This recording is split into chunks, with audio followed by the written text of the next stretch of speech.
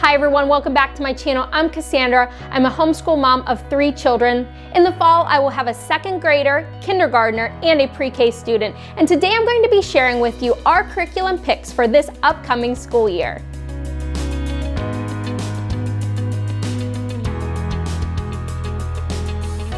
All right, in front of me today is my 2nd grader's curriculum.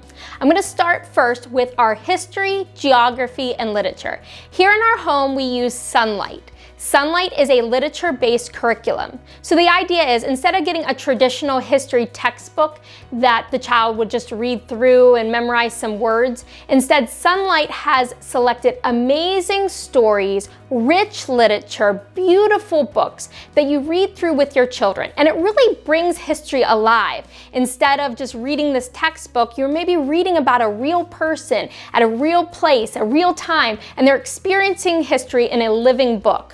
So for our son this year, he is going to be using Sunlight Core B. Sunlight Core B is Intro to World History. So one thing that Sunlight does that's a little different than other history curriculums that you would see for 2nd grade is Sunlight starts their children at the very farthest back in time, and they work through a timeline. In another history book, you might see that instead they learn a little bit about Egypt, then they jump to United States history, and they sort of jump around in history. Sunlight wants to teach the kids in moving through an active timeline so they can really put those times and places in order. So some of the books that he'll be going through is The Child History of the World. This is more of a read aloud book. Some Usborne books. Sunlight loves Usborne books, and we love Usborne books here. So some of the Usborne books that we're using is the Time Traveler book. Great, amazing pictures and follows an amazing timeline that the kid can go through with you. Then they also have the Usborne Book of World History. Again, great pictures, just what you would expect from Usborne.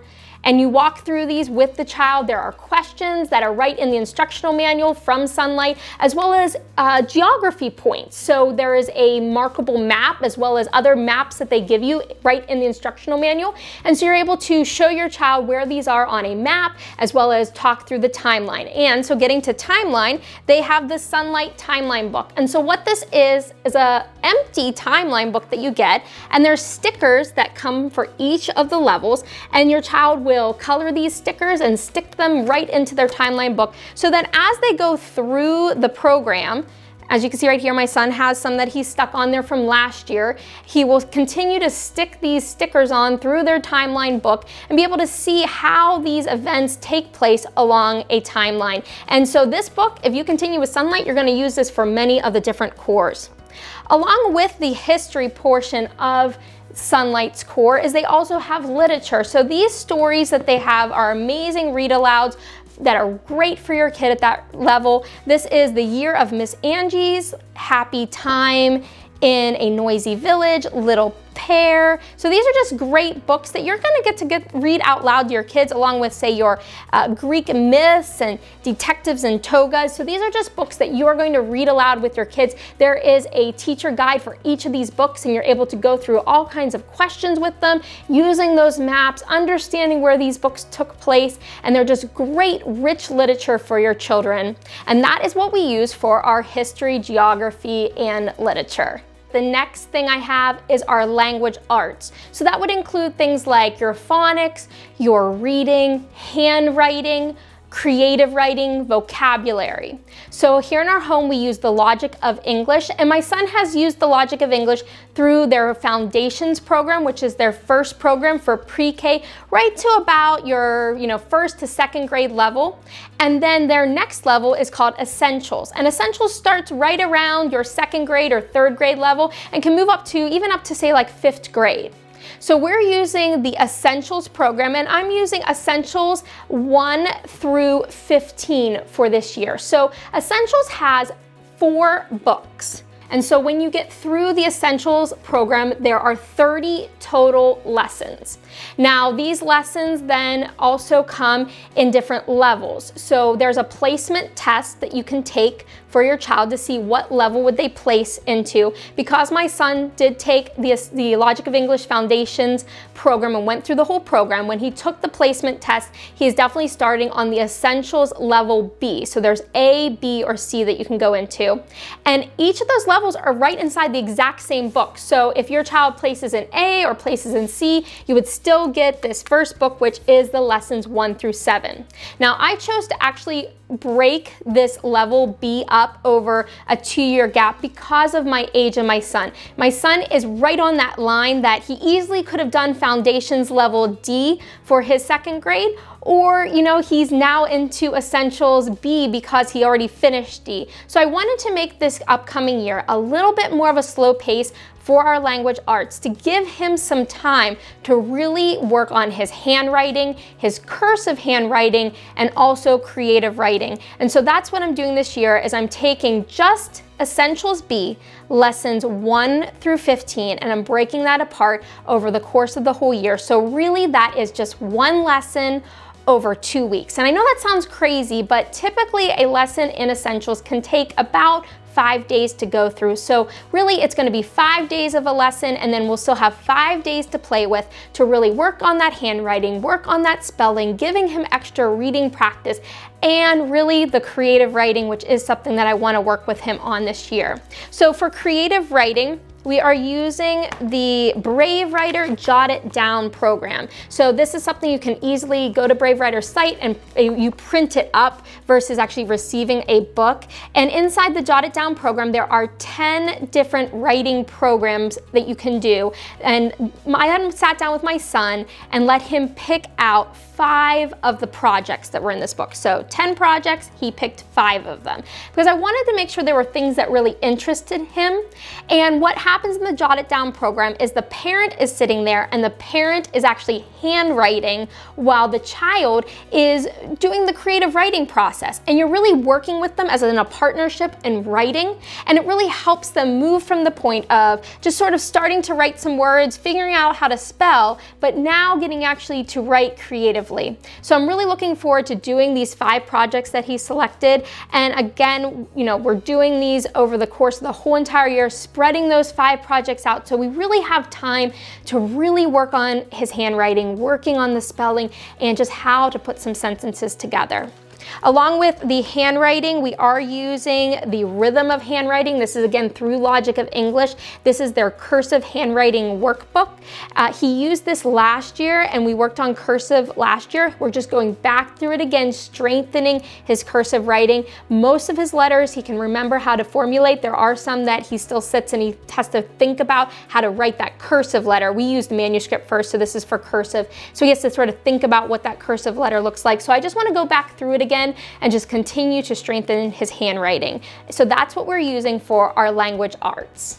To add some additional reading into our day, we're going to be using the Sunlight Readers program. We've used the reader program through other years with my son, and this year he tested in using the 3rd grade readers. So real fun books like The Last, Little Cat, some Paintbrush Kids, 3rd grade detectives. These are just fun readers that are included in the guide, as well as they have questions and map points and things that you can go through with your kid. The difference with these versus using the other Sunlight Cores, the Sunlight Core, the parent is the one that's reading the books out loud. This is the time the student is sitting there and reading to you, and you're really helping them through the reading process. So these will be the readers that we'll use through this year for 2nd grade. All right, now going into math, we are using Math-U-See. We've used Math-U-See from the primer level, and my son is now going into Gamma. So Gamma is going to be multiplication. You get your textbook along with the DVD. So this will be, we'll listen to the DVD, work out of the textbook.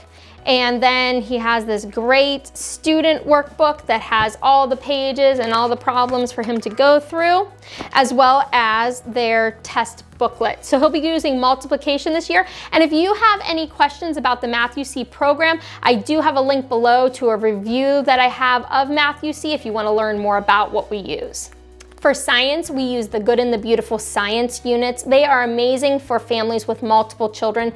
You can sit your whole family down and teach the same science topics with all your kids. So for your older one, maybe they're doing more handwriting or diagramming or using vocab words, while your younger ones, maybe they're just learning about the concepts and doing some extra coloring. But you can sit everybody around the table and everybody gets to learn the same science unit. So for the fall, we're going to be jumping into arthropods, so some creepy crawlies and butterflies. You know, these science units, you can typically do about 3, maybe 4 per school year. So right now, I know this is where we're starting. I don't like to pick what the other units we're going to do until we get closer to finishing a unit, only because the Good and the Beautiful has been regularly releasing science units, and I just like to see what else is out there before I make my final decision. But this is where we're going to be starting for the fall. While we're still on the Good and the Beautiful, for safety and health, I am using the Good and the Beautiful safety unit. This safety unit could easily be done in just a few weeks, but what I'm doing is I'm spreading this out over the course of a whole entire year, so that basically every month we do a little bit about safety, whether it's fire safety, ambulance safety, talking to strangers, different things like that is included in this packet. And it's a really fun, active way to learn about safety with your kids with a colorful, cool pages, cool activities. So we'll be going through this slowly for our safety and health.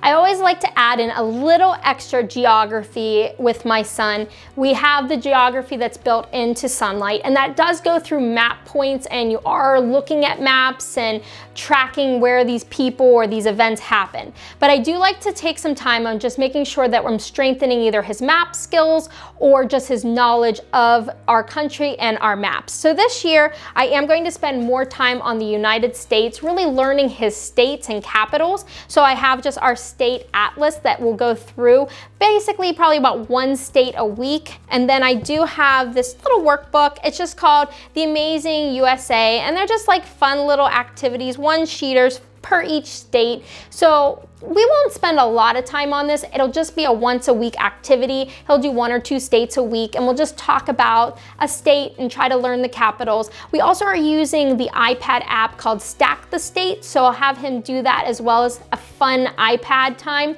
of just practicing states and capitals and just strengthening some additional geography through the year. There are always extra courses and activities that you want to do with your kids, and what I like to do is create a loop schedule. All it looks like is a list of electives or activities or books that you'd like to talk to your kids about or go through, and I just list them down. And then what happens whenever it's loop time, whatever's the first thing on the list is what you actually do. So the idea would be, you know, a schedule could create something like on Monday is typing day, and on Tuesday it's art day, and Wednesday it's music day. Well, if you end up missing that because of maybe it was a doctor's appointment or a holiday, all of a sudden you're now going almost like a whole nother week before you get to touch on that elective again. By using it as a loop schedule, and you're just basically doing what floats to the top first is what you actually go through, it makes it so that you're constantly just rotating through your electives. If you miss a day because of a doctor's appointment, you just do it the next day, whatever's on the list. So here's what we're going to be going through this year for 2nd grade for our loop. So we are using the Typing 1 book from the Good and the Beautiful. This is our 2nd year doing anything with typing. Last year, I just used typing.com, which was a free website, game-based application for teaching typing. Really liked it. It was great, but I just wanted to try something different. The Good and the Beautiful has a book along with you use just a Word document program, and you just go through using and practicing typing that way.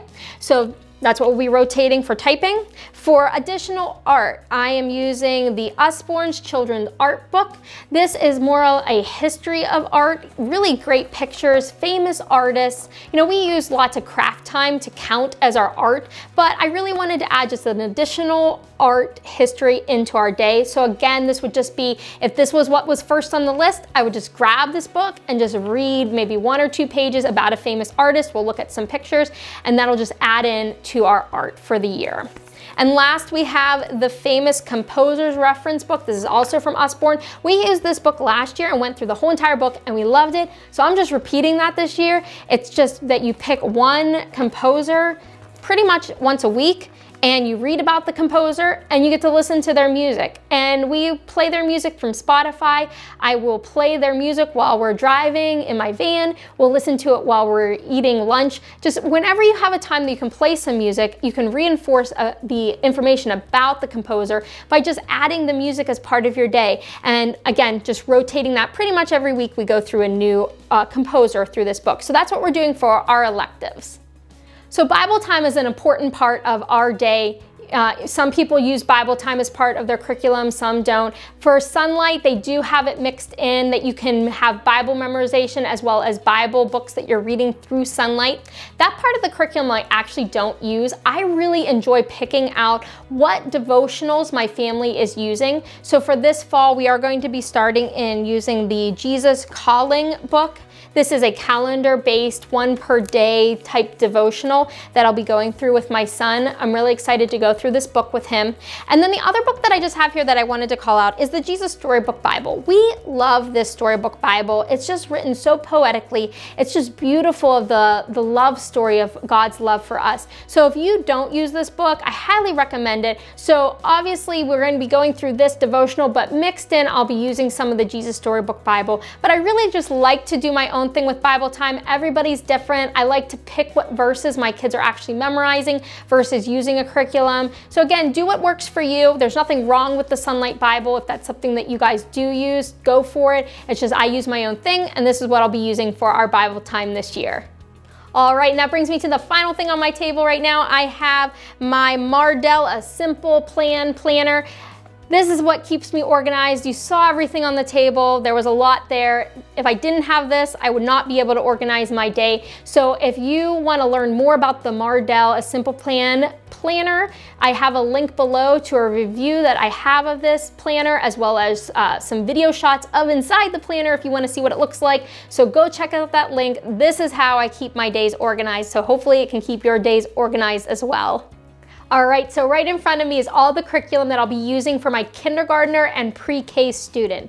My kindergarten and pre-K, they're only about 18 months apart, so they're perfect for combining when possible. So the first thing I want to talk about is my history, geography, and literature, and we use Sunlight as well for them. This year they're going to be going through the pre-K program. Sunlight has the instructional manual that goes through what you're supposed to read every single day, as well as questions and craft activities and songs to do with your kids in the pre-K level, and it's a wonderful program. So some of the books that we're going to be going through for our read alouds, we're going to be doing the Uncle Wiggily storybook, which was a book my son really loved when we went through this, so I'm excited to read through it with my girls, as well as Millie, Molly, Mandy. So this is moving the child from only having picture books to having the read alouds that, you know, maybe has a couple pictures here and there, but it's mainly just reading aloud the stories. Then the other books that are part of the program, we have a Mother Goose book that we go through, as well as some other great storybooks with amazing pictures and very colorful things to go through. We have a poem book with our animals and animals. One of the books that we really enjoyed when I went through it with my son is the Bears Time Bears Big Book of Science and Nature. This one was a great book. Excited to do that one as well. And there's actually almost like a social studies book too, Things People Do. So amazing books and part of the program. They're rich literature, great pictures, amazing stories, and you're going through either some history or some map points with even doing like stories from Africa with your kids, and it's just a great program. So I'm excited to go through it with my daughters now. So for language arts, we also use the Logic of English program for kindergarten and pre-K. We use the foundations level at that age. If you're interested in foundations, I do have some video links below that goes through an overview of the foundations program as well as the individual levels. For my kindergartner,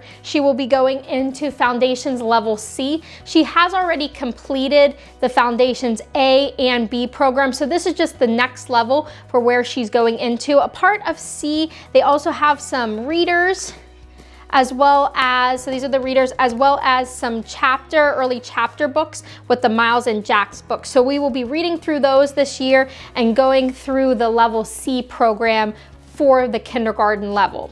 For my pre-K student, she's starting at Foundations Level A. She's not done anything through the Foundations program yet, so we'll be working through that with her. Now, A can sometimes move a little bit quicker, so there's a chance I might move her from A into B within the same year, but I'm just gonna see how she does and sort of figure out our pace as we go, but we're definitely starting with Foundations Level A. So that's what we're using for our language arts program, which includes reading, phonics, handwriting, simple vocab, some dictation and writing is all part of this one package of the program. For math here in our house, we use Math-U-See. If you're new to Math-U-See, I do have a video linked below of an overview and a review of the program, so go check that out. For my kindergarten student, she will be in Math-U-See Alpha. She has already completed the primer level, so this is just her next level she'll be going into, and this is going to be single addition and subtraction. For my pre-K student, she will be starting in the primer level, and this is that light introduction of math, so she'll be doing that through the primer program. And so we love Math-U-See at our home, and so we're excited to continue with Math-U-See with my younger two. I love to put my kids together when possible and have more of that one-room schoolhouse approach to a subject. So some of the things that we'll be doing together is that arthropods, the good and the beautiful science. All of our sciences we do together, so my younger two will be part of our science, as well as some of the loop items that we do, like our famous composer's book or our art book. When I'm going through these with my oldest, my younger two will be sitting there and be part of the lesson or part of listening to the music. So all these things we like to do together. All right, and that brings me to the last thing that I had on the table. This is a binder that I created from printing up some papers from the Confessions of a Homeschool website. So if you're new to homeschooling, check out that website. She has some free downloads, some things that you have to pay for, but one of the things that she has is a lot of things related to calendar time. That's one piece that I felt was missing in any of my curriculum. So starting at the preschool age, moving through pre-K and kindergarten, I like to have a dedicated calendar time with my kids. So these pages are great to laminate, and like this one is going through the date and selecting the date for the day, maybe what somebody's going to wear, what the temperature is, doing things in tally marks, or what time is it. So we sit down together and we have a calendar time for those younger two. My oldest won't be a part of calendar time this year, but my younger two will still have calendar time together, and this was just created using a very simple, easy binder. So go check out the Confessions of a Homeschool website. So there you have it. Those are our top curriculum picks for our upcoming school year. If you have any questions with everything that I showed today, just post those questions below. I'd love to be able to open up some books and show you some things that I have. If you have any thoughts or comments, leave those below as well. And before you leave, don't forget to hit that like and that subscribe button, and I will talk to you later. Thanks. Goodbye.